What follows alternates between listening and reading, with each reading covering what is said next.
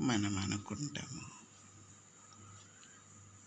ఏ జన్మల చేసుకున్న పాప కర్మలు అప్పుడు అనుభవించినాకనే పైకి వెళ్ళాలి. అప్పటిరాక మనం వెళ్ళాం.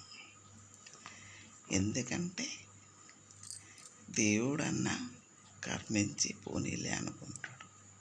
పాపకర్మ అట్లా అనుకోదు.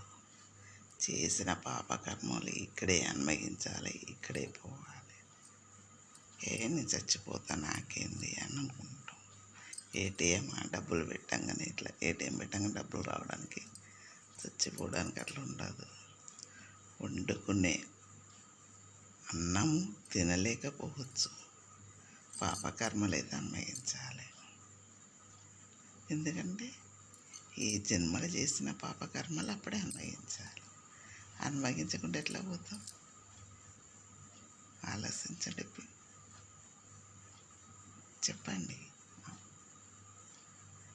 మన పాపకర్మలు మనం అనుభవించాలి, పోవాల్సింది. ఏటేం కాదు, డబ్బులు పెట్టంగా రాగానే తీసుకొని తిన్న అన్నం తినకుండా పోవచ్చు. పాపకర్మలు మాత్రము ఇక్కడే అనుభవించాలి. అవును పిల్లలు.